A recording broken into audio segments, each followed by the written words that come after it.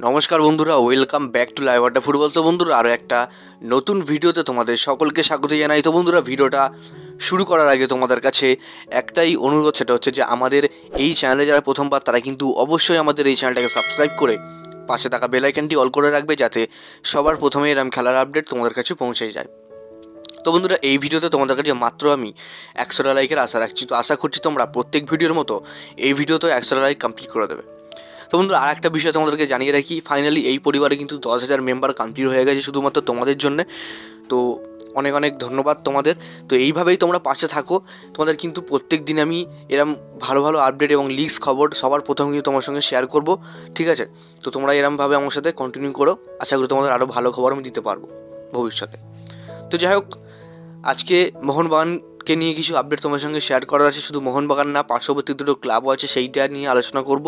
তো তোমরা ভিডিওটা একটা সেকেন্ডও স্কিপ না করে পুরোটা দেখতে থাকো, নাহলে কিন্তু তোমরা কিছু বুঝতে পারবে না। তো বন্ধুরা, সবার প্রথমে যে আপডেটটা নিয়ে আমরা কথা বলি, আইএসএলের ইতিহাসে এমন কোনো দল নেই যারা পরপর 5টা সিজন, লাগাতার 5টা সিজন কোয়ালিফাই করেছে, প্লে অফসে গেছে।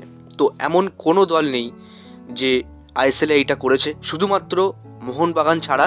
কারণ মোহনবাগান যে রেকর্ডটা করেছে সেটা এমন যে পরপর 5টা সিজন, অর্থাৎ পরপর 5টা মরশুম তারা কিন্তু কন্টিনিউয়াসলি মরশুমে কোয়ালিফাই করেছে লাগাতার। তো এই রেকর্ডটা কিন্তু এখনও পর্যন্ত কোনো আইএসএলের দল ভাঙতে পারেনি। ভবিষ্যতে যদি ভাঙতে পারে, সেটা একমাত্র মোহনবাগানই আবার ভাঙতে পারবে। আশা করছি কোনো দল এই রেকর্ডটা ভাঙতে পারবে না। তো তোমাদের কি মনে হয়, মোহনবাগানের এবারের পারফরমেন্স দেখে তোমাদের কি মনে হয়? ট্রফি কি ঘরে আসবে না আসবে না, অবশ্যই কিন্তু কমেন্ট বক্সে জানিয়ে দিও। তো এরপরে যে আপডেটটা দেবো সেটা কিন্তু ট্রান্সফার আপডেট। দেখো, এই মুহূর্তে সবথেকে বড় খবর পাওয়া যাচ্ছে, আমি তোমাদেরকে বলেছিলাম যে মোহনবাগান যদি প্লেয়ার আনে তাহলে কিন্তু অবশ্যই স্কটল্যান্ডের প্লেয়ার আনবে, যেটা কিন্তু স্কটিশ লিগ খেলা প্লেয়ার।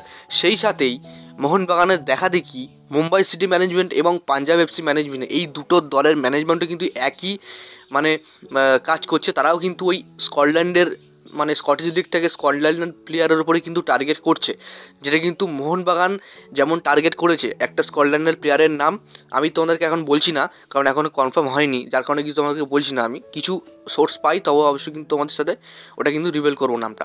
দেখো, মোহনবাগানের সাথে সাথে কিন্তু পাঞ্জাব এফসি এবং মুম্বাই সিটি এফসি, এই দুটো ক্লাবও কিন্তু স্কটল্যান্ডের অর্থাৎ স্কটিশ লিগের দিকে বেশি ঝুঁকছে, ওখান থেকে প্লেয়ার তোলার কথা ভাবছে।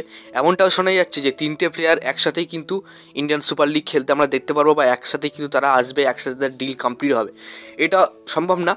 তো দেখা যাক মুম্বাই সিটি এফসি এবং পাঞ্জাব এফসি মোহনবাগানের থেকে বেটার প্লেয়ার তুলতে পারে নাকি পারে না। আমার তো মনে হয় না পারবে, কারণ এক একটা স্কটিশ লিগ খেলা প্লেয়ারের মার্কেট হলো কিন্তু প্রচুর, ঠিক আছে? মার্টিন বয়েলের মার্কেট হলো, তোমাদেরকে বলেছিলাম মার্টিন বয়েল কিন্তু স্কটিশ লিগ খেলে, অস্ট্রেলিয়ার প্লেয়ার। তো দেখা যাক এই 3টে দল কারা কখন বা কারা সবার প্রথমে সাইনটা করতে পারে। তো যাই হোক বন্ধুরা, আজকে তোমাদের এই ভিডিও বোঝাতে পারলাম। তো আজকের জন্য ভিডিওটা এতটাই ছিল। যদি তোমাদের ভিডিওটা একটুও ভালো লেগে থাকে অবশ্যই লাইক করে দিও, আর আমাদের এই চ্যানেলের প্রথমবার জন্য হয়ে থাকে চ্যানেলটাকে সাবস্ক্রাইব করে পাশে থাকা বেল আইকনটি অল করে রেখো।